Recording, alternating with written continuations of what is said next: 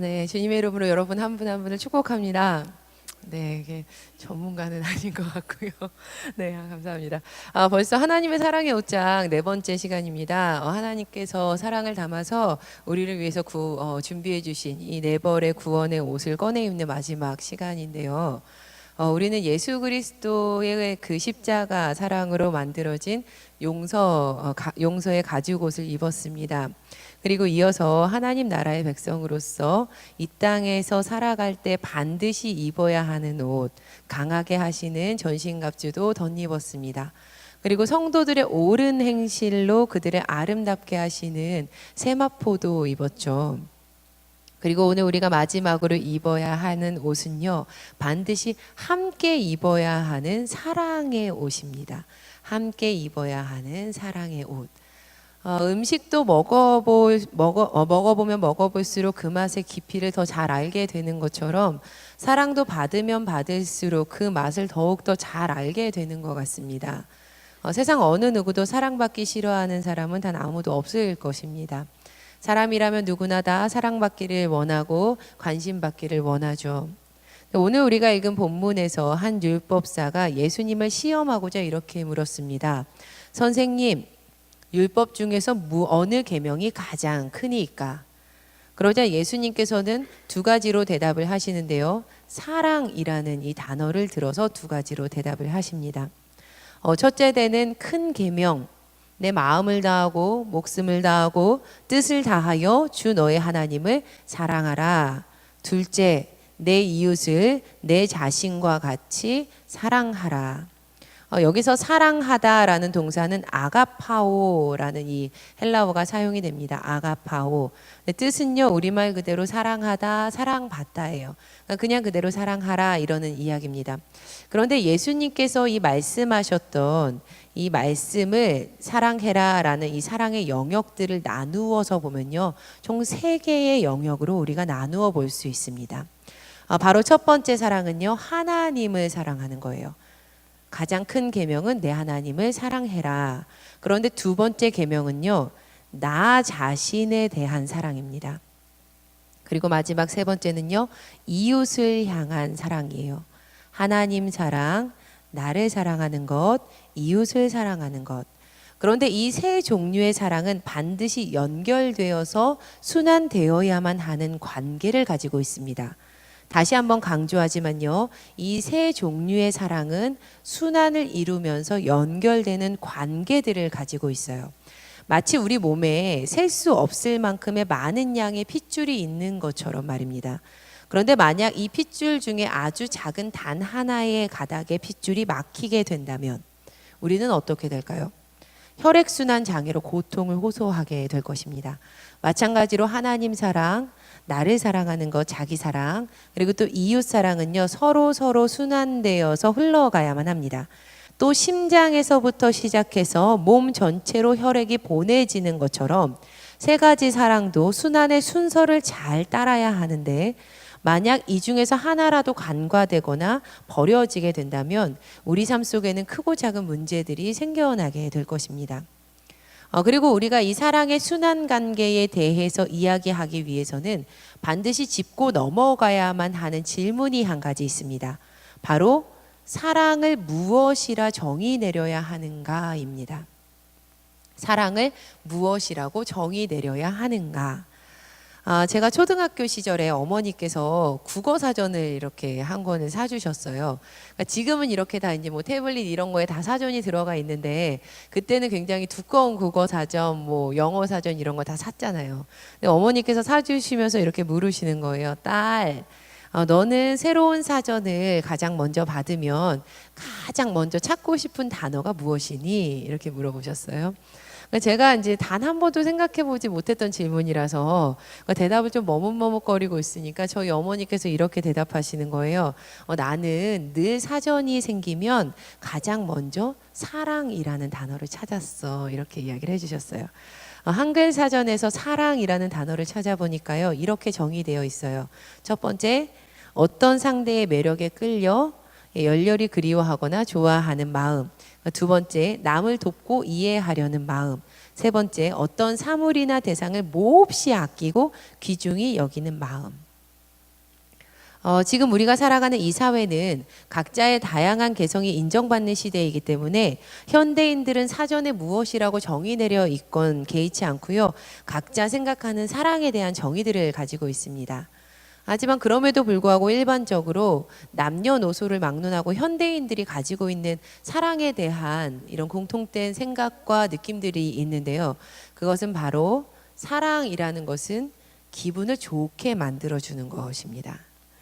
때문에 요즘 사람들은요, 특별히 젊은이들이랑 이렇게 대화를 하다 보면 사랑한다면 당연히 내가 좋아야 한다라고 생각을 하는 경향들이 굉장히 짙어요. 그래서인지 저절로 상대방이 나를 사랑한다고 하면 상대방이 나를 기쁘게 해주어야 해라는 논리가 자연스럽게 따라붙게 되는 것 같습니다. 우리 주변에는 굉장히 좋은 감정으로 기분이 너무 좋아서 사랑이라고 생각해서 결혼했는데 왜 내가 원하는 것들 해주지 않느냐라고 서로를 괴롭게 만드는 관계들에 대한 이야기들이 왕왕 들리고 있습니다. 지금도 끊임없이 세상은 우리에게 말하고 있어요. 기분 좋게 만들어주는 게 사랑이야. 무엇이든지 내 욕구를 가득 채워주는 것이 온전한 사랑이야. 그게 좋은 거야. 여러분, 물론 사랑을 하면요, 기분 좋은 감정이 동반되기 마련이고 또 상대가 원하는 것은 해주고 싶어집니다. 그렇죠? 하지만 이것은요, 사랑의 다양한 모습 중에 일부분, 그저 한 가지일 뿐이에요. 그 사랑의 전부는 아니죠. 만약에 우리가 곁가지에 붙어있는 가지 막 붙들면서 이게 원줄기라고 이게 뿌리라고 막 우긴다면 하나님께서 원하시는 사랑에 대해서 한참 벗어나게 된다고 생각이 듭니다. 그렇다면 다시 돌아와서요, 우리가 짚고 넘어가야 할 질문으로 돌아와 보도록 하겠습니다. 그리스도인들에게 있어서 사랑이라는 것은 도대체 무엇이라고 정의 내려야만 하는 것일까? 우리가 이 질문에 대답을 하기 위해서는 필연적으로 하나님의 사랑에 대해서 살펴보아야 합니다. 하나님의 사랑이요. 이미 제 또래 친구들은요, 아이들을 하나 둘 이상씩은 양육을 하고 있어요. 아이가 제일 많은 가정은요, 그 4명의 아이를 키우고 있는 제 그 고등학교 동창의 가정인데요. 이 친구는 이제 별명이 있는데 아이를 낳기 위해서 태어난 저희 고등학교 동창 안에서 이렇게 이야기를 해요. 쟤는 저 친구는 실명이 나올 뻔했어요. 큰일 날 뻔했어요. 저 친구는 아이를 낳기 위해서 태어난 사람인 것 같아. 이렇게 얘기를 하거든요. 그러니까 애가 넷이 있으니까 얼마나 이렇게 정신이 이제 이래요. 거기다가 또 아이들이 이제 에너지가 너무 이제 많은 가정이거든요. 또 아빠가 태권도를 해요. 그러니까 그 피를 유전자를 이어받아서 막 난리가 나요. 근데 이제 한 번은 이제 그 화장실 앞에서 아이가 자지러지는 거예요. 막 하면서 자지러졌는데 우리는 진짜 자지러지는 거 어떻게 저렇게까지 자지러지지? 이렇게 생각을 했는데 그 친구가 화장실에 있다가 문을 정말 무표정하게 문을 딱 열더니 말로 해. 말로 하지 않으면 엄마가 못 알아듣지. 말로 해. 딱 이러는 거예요. 그래서 그 딸아이가 탁 정색을 하더니 엄마 이러면서 말을 하더라고요. 그래서 이 친구 진짜 대단하다 싶었는데 자녀를 기르는 부모들은 모두 다른 성향의 아이들을 이렇게 키우는 모습들을 제가 봅니다. 그런데요, 그들을 대하는 부모의 행동이요, 유사한 점을 가지고 있어요. 바로 사랑하는 아이가 잘못하면요, 확실하게 혼을 내고요. 이어서 그 아이가 어떤 잘못을 했다 하더라도 부모라면 반드시 용서로 그 아이를 포용한다는 점입니다. 여기 계신 많은 성도님들이 이미 아이를 키워보셨으니까 제가 말씀드리는 것보다 더 깊은 삶의 경험으로 이 말이 받아들여지실 거라고 제가 생각을 합니다. 내 자녀를 진정으로 사랑하는 방법이 공의와 용서가 함께함 아닙니까?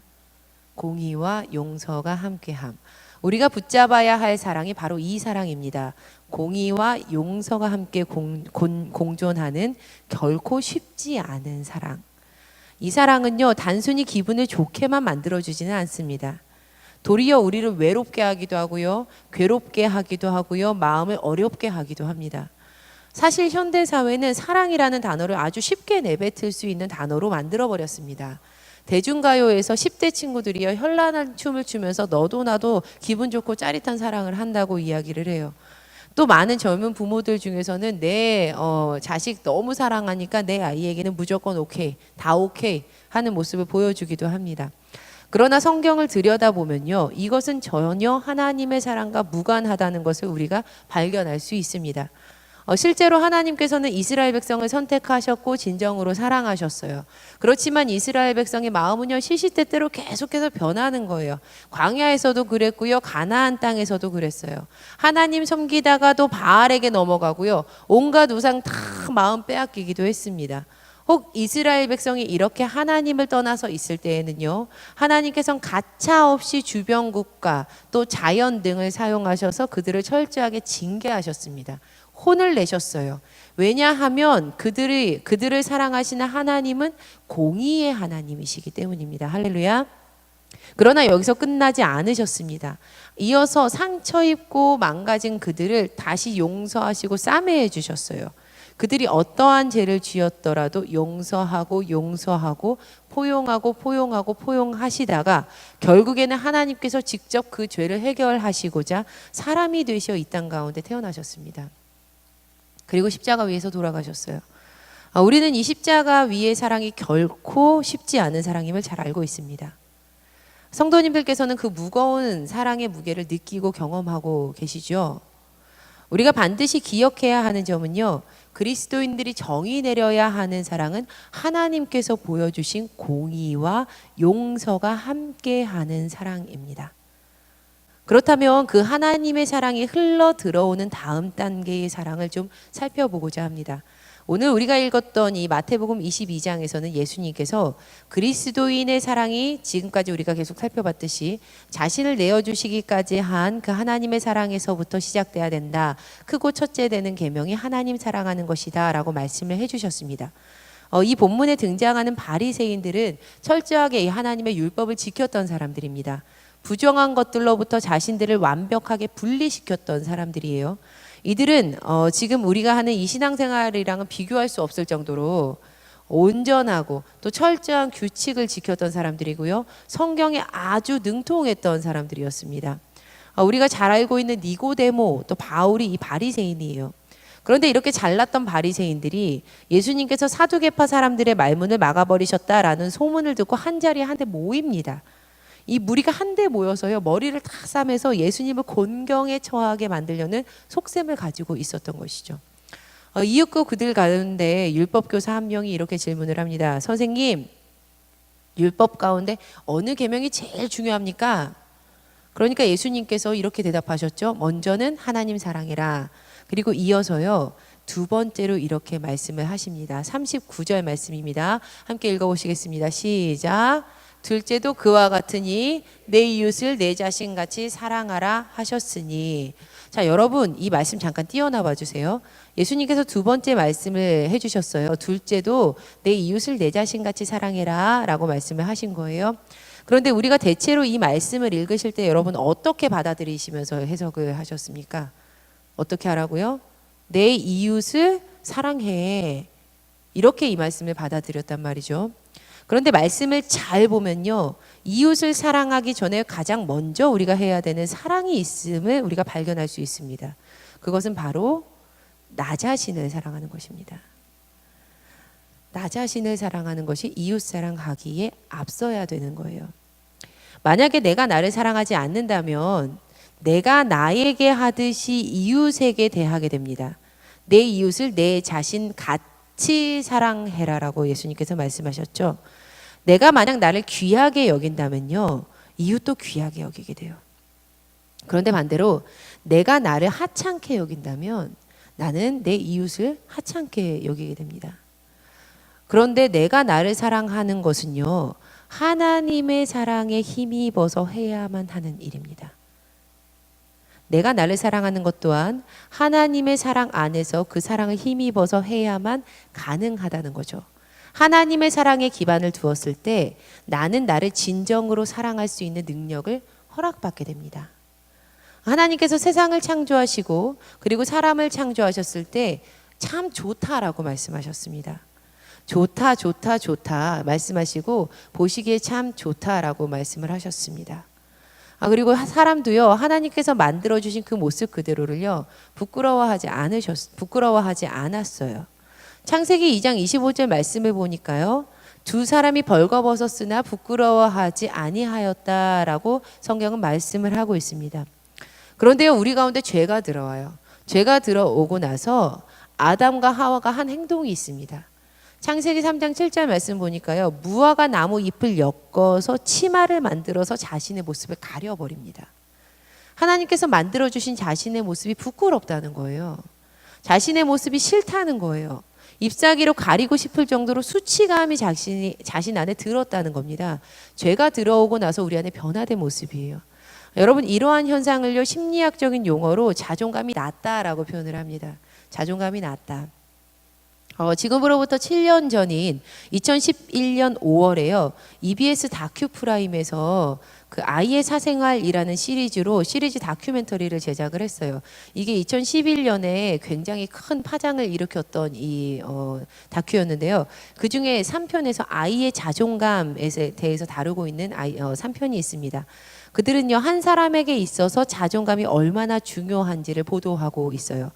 EBS에서요, 어린이들을 두 그룹으로 나눴어요. 이 3편을 제작을 할 때. 두 그룹으로 나누고 그들에게 미션을 줬어요. 방법도 알려주지 않고 무작정 텐트를 치라고 이제 미션을 준 거예요. 그런데 이 두 그룹의 결과가 참담하게 달랐습니다. 한 그룹은요, 아주 오랜 시간이 지났음에도 불구하고 텐트를 치는 미션을 완료할 수 없었어요. 그런데 다른 그룹은요, 아주 손쉽게 텐트를 치는 결과를 내어줬습니다. 어떻게 이 두 그룹이 다른 결과를 가지고 왔을까? 어린이들의 실력 차이 때문이었을까? 그러나 곧 그들은요, 어린이들의 자존감 테스트를 통해서 왜 두 그룹의 결과가 확연히 차이가 있었는지에 대해서 계속 다큐를 이어가고 있습니다.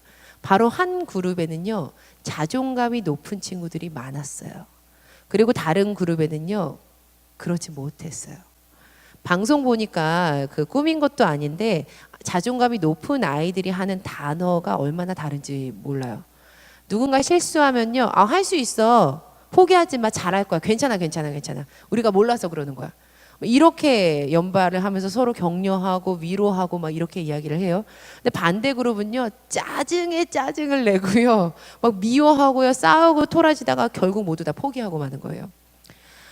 자존감이란 자신의 감정, 생김새, 생활 습관 전반의 것을 얼마나 존중하느냐에 대한 척도예요.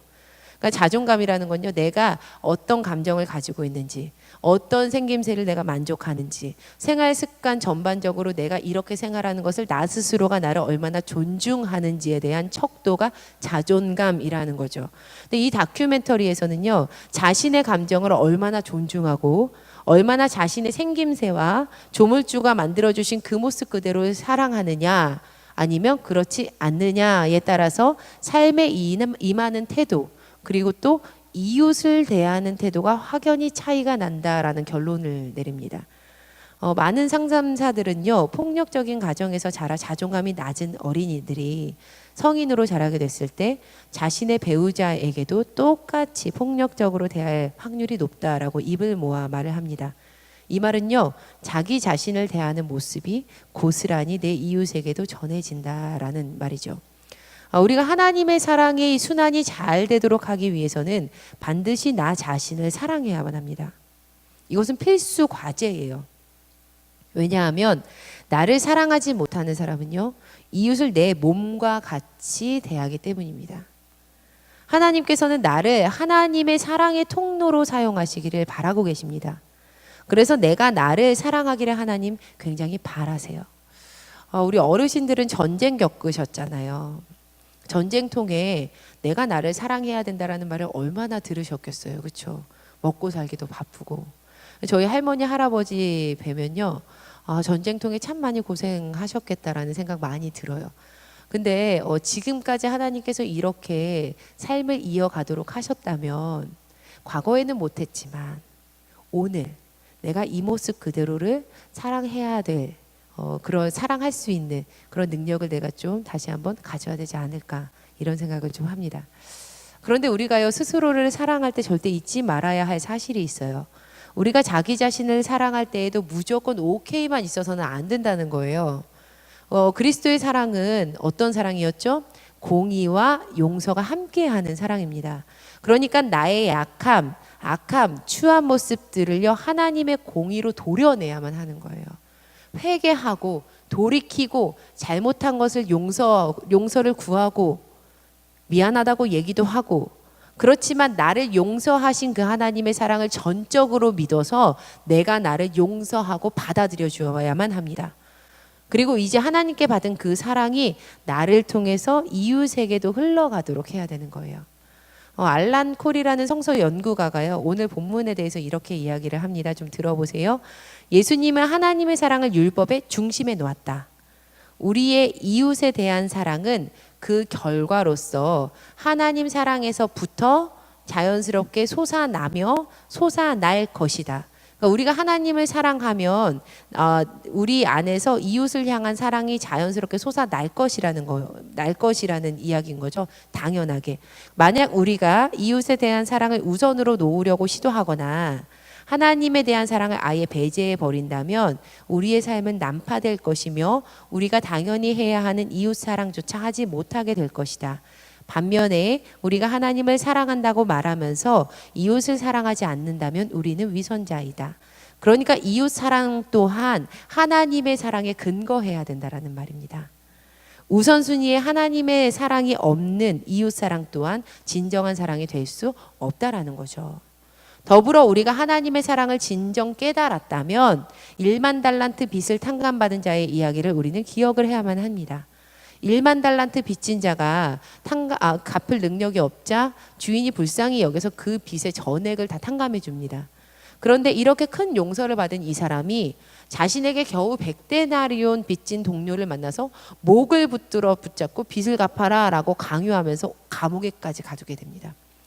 이성적으로 생각해 보면 나 같은 큰 죄인이 하나님의 용서를 받았습니다. 할렐루야.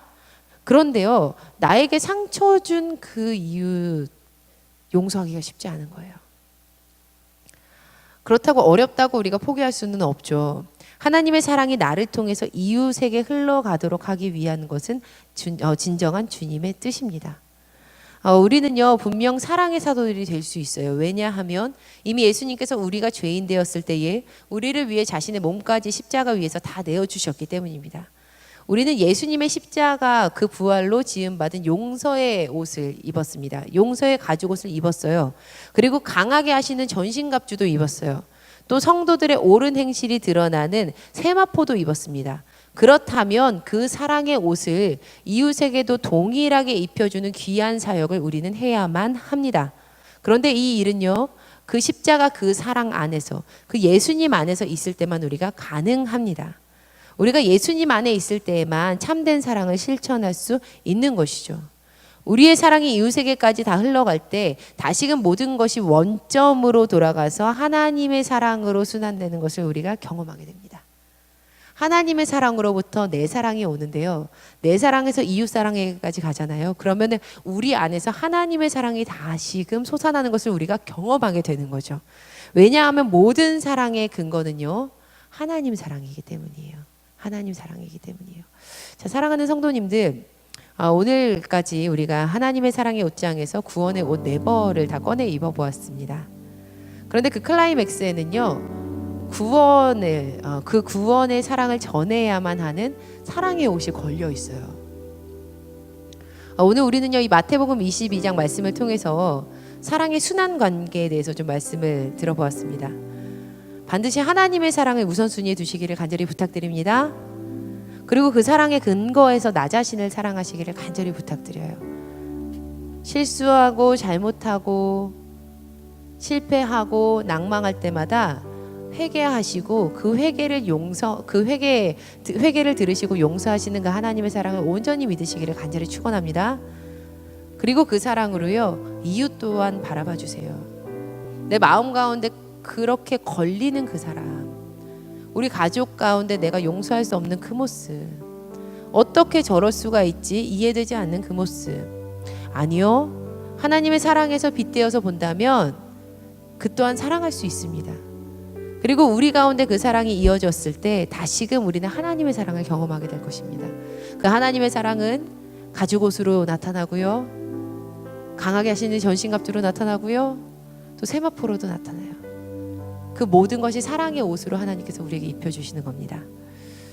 분명 우리의 힘으로는 불가능합니다. 그렇기 때문에요, 우리는 하나님 의지하면서 기도해야만 합니다. 바라기는요, 우리 모두가 진정한 사랑의 옷을 전하는 그 하나님의 살아있는 사랑의 자녀들이 되기를 간절히 소망합니다.